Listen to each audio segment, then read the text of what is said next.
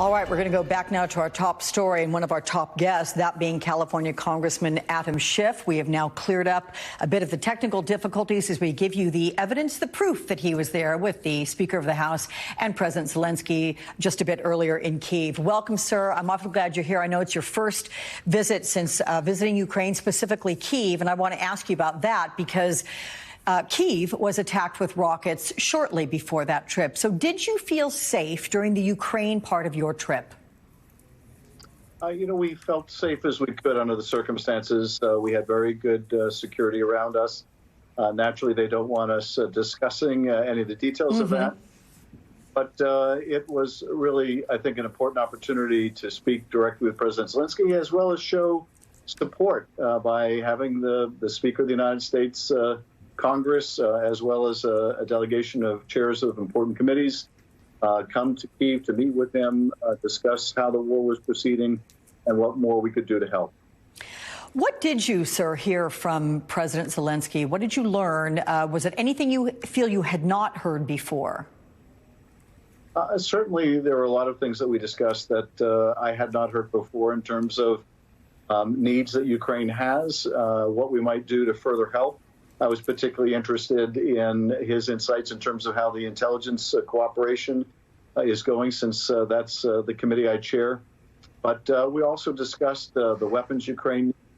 I think at the top of the Ukraine list is multiple rocket launch systems, which I think would be quite devastating in this new phase of the war that we're entering, that Ukraine is entering, in which it's less close ambushes by Ukrainian forces against the Russians and more firing each other with long-range artillery.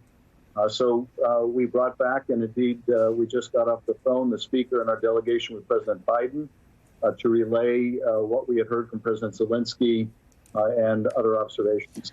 Can you give us President Biden's reaction to the call, what he said in a general term, if not specifically? Well, we conveyed to him the gratitude that was shared with us by President Zelensky. And then we went into a number of the specifics that we discussed about the weapons that are needed, about how we can strengthen our intelligence cooperation, about the desperate food shortages that are being caused by Russia's mining of the ports of Odessa and elsewhere, preventing food shipments from getting out to the rest of the world. So we discussed these things. President, he's on the way, I believe, to Walter Mondale's funeral. And so we had to cut off the conversation as he was about to land.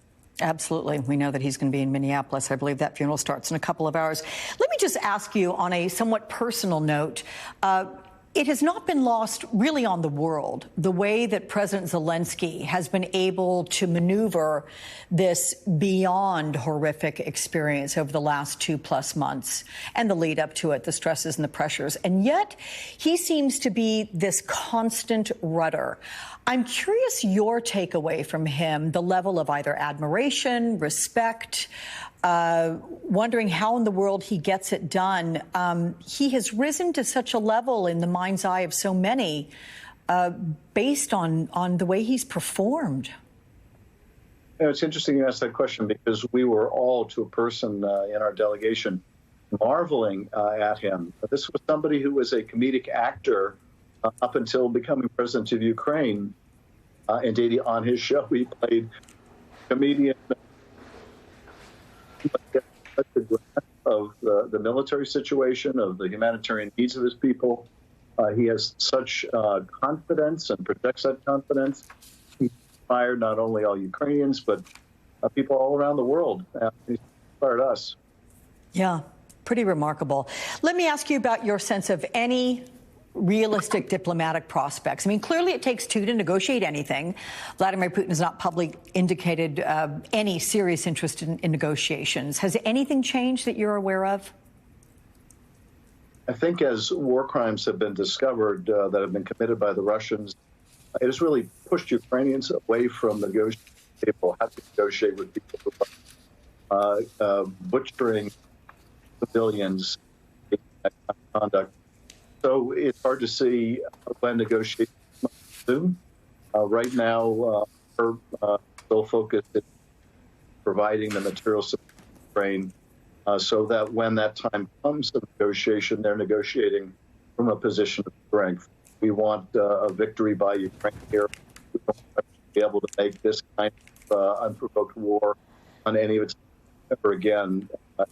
That is certainly our object here. Yeah. What did President Zelensky say about the prospect of negotiation? You know, it really didn't come up that I can recall because, again, I think they're so focused on making sure they meet the military, economic, and needs. And the Russians, from my perspective, have not been negotiating seriously or in good faith.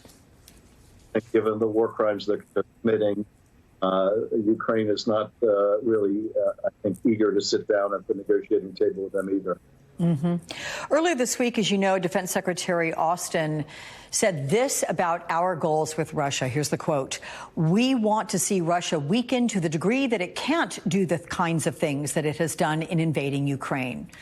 Does America think it is beneficial to keep this war going if it weakens Russia? I mean, how do you interpret those comments by the Defense Secretary?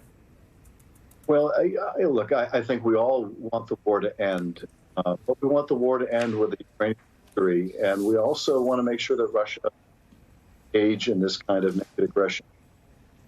And so I certainly favor keeping those sanctions on Russia, increasing those sanctions, and it can't rebuild its military and threaten its neighbors again. But you know, the priority is to end this war and to end the loss of life. And so we are obviously working very closely with Ukraine, mindful of the enormous Ukraine is making in life. So that's really foremost, well.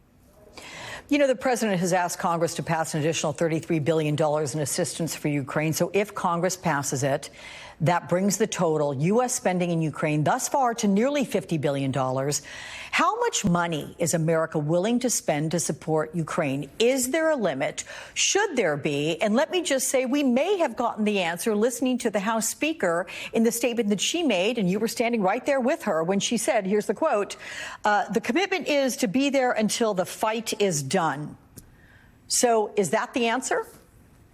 I think that's the answer. We'll be there to support you as long as Ukraine needs our support. And at the end of the day, the reason why is we have a very strong self-interest here.